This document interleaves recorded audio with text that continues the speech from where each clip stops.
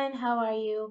I'm Morgana Britt, High Priestess of Maiden Circle Coven and Academy, and welcome to the Maiden Circle channel where I just kind of talk about things and hopefully they make sense. Today I wanted to talk about something that I thought of while doing my last tarot reading on May 1st, where I read to see what your heart is telling you. And I realized that a lot of the times on this channel I do say things like listen to your intuition, listen to your heart, listen to your spirit guides, but I don't necessarily talk about how to do that. So I thought I would just take a minute to kind of talk about the different ways that I use to try to connect to my intuition so that I can do the best that I can do, so that I can take care of myself, so that I can help other people.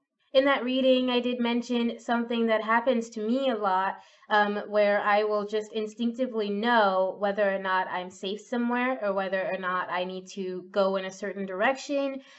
Quite often, one of the things I do to help kind of enhance that is I will just walk around, especially if I'm somewhere where there's a lot of nature, like when I go on retreats or when I go on any kind of vacation to somewhere natural. I'll just kind of go outside and walk around and let myself be guided, especially small towns where, there's a lot of trees and a lot of small buildings and these cute like little corners and niche stores and everything, like those really adorable small towns. I love to just kind of let my feet take me wherever they're going to take me. And most of the time they take me somewhere really, really nice, somewhere where I can create memories and where it's just like I knew I was supposed to be there. And it's hard to explain how that happens. It's just, you're walking and something says go left.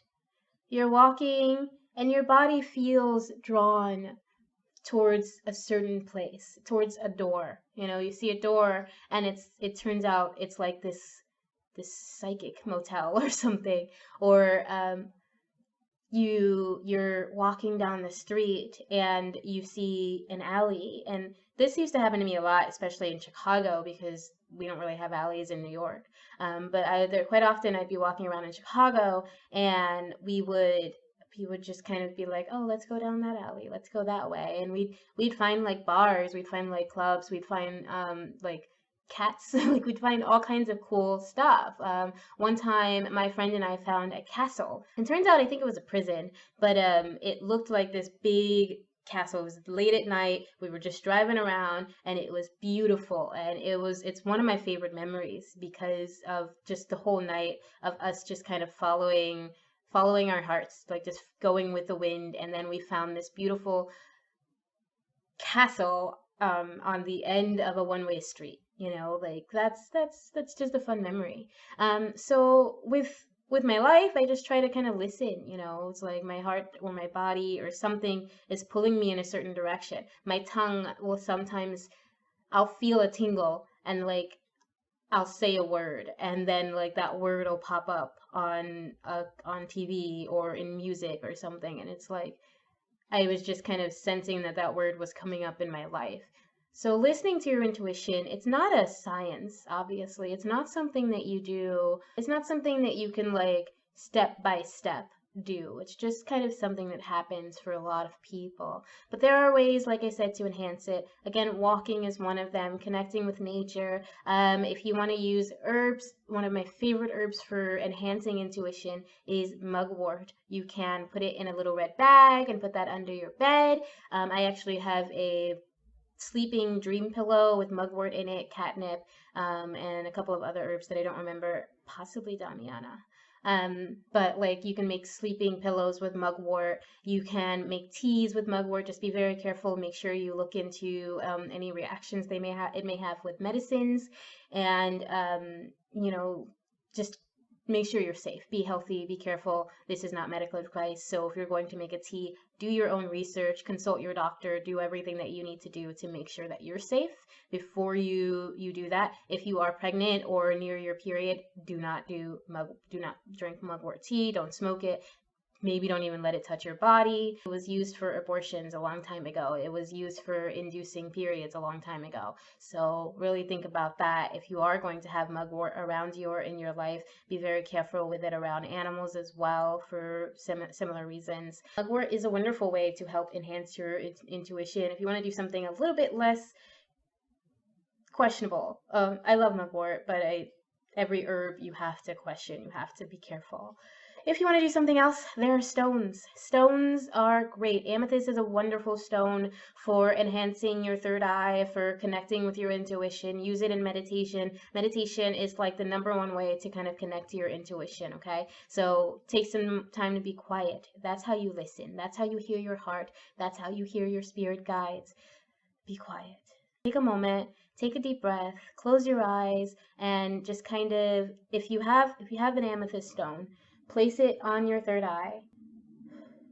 Meditate on opening your intuition or connecting to your intuition.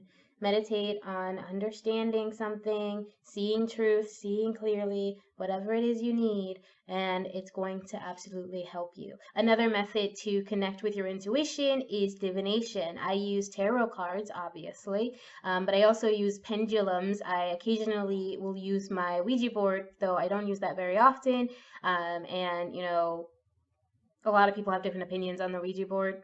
We're not going to talk about that in this video, but maybe in another. And so if you use things like tarot cards and pendulums and smoke scrying, mirror scrying, etc., these are going to naturally start to open up your third eye. And the more that's open, the more connected you're going to be to your intuition, to your spirit guides, the messages that are coming to you. They need a conduit. They don't necessarily always need a conduit. There are lots of people who can connect very easily, but for the rest of us average people, we need a conduit to help us sometimes. And the more you use these methods, the easier it's going to be just to hear your spirit guides, to hear the messages. But using these cards just is like it's like an exercise wheel, you know. It's keeping the muscles going, it's keeping you active. Instead of just passively accepting messages, you're actively seeking them out. You're actively training your intuition to seek out specific messages, or to pull out specific information instead of just taking everything as it comes to you. I think that's a really great way to do things. I know people, I myself still will get lots. Before I started the cards, before I started using divination methods, I would get just lots and lots of messages kind of bombarding me, usually in my sleep, usually during dreams. And I was having so much trouble just kind of trying to figure out what they could mean, figuring out what they're trying to tell me. And then I have mentioned before that I've had prophetic dreams, so it's like I'll literally see myself in a specific place. Like one of my favorites, I don't know why it's my favorite. Maybe it's because of the specific place that I was in. It was not a place that I think I ever thought I would find myself. And they had this very specific wall in the bathroom. It wasn't anywhere else in the building. It was just in the bathroom. And it was this like red, kind of Asian style wallpaper, this like bamboo sink thing, and a toilet that was like in the same style, and like a bamboo door. The lights were red, and it was like this big. It was like a closet. It wasn't very big, and I was in there, and I was like looking in the mirror, and I was like, oh crap, I've totally been here before. I had this dream like a few weeks ago that I was literally in this space, staring in this mirror and thinking I've been here before. And that happened again a couple of days ago. It happens often. But it happened a couple of days ago when I was having a conversation with someone, and I was standing over there in my apartment, and my brain was like, no, you're always in your apartment, so like it's just gonna seem familiar because you're here. But like I absolutely had a dream of that exact conversation that we were having at the time. And so like these things have happened to me all my life, but when I started using the cards, they actually have happened way less. I've actually had less bombardment and more just like, these are the messages for you today. Like I pull my own card over on my altar every day, and before I go to work, before I do my day, start my day. So like I think when you're training your intuition to like try to pick up messages, it's a lot. it's a lot stronger, and you're less likely to just get random messages. You're less likely to get things that don't really affect you. That one thing, that red bathroom, was kind of a pivotal moment for me. Um, just because the place that I was in, I I was just kind of in a darker place in my life, and that place was not a good place for me.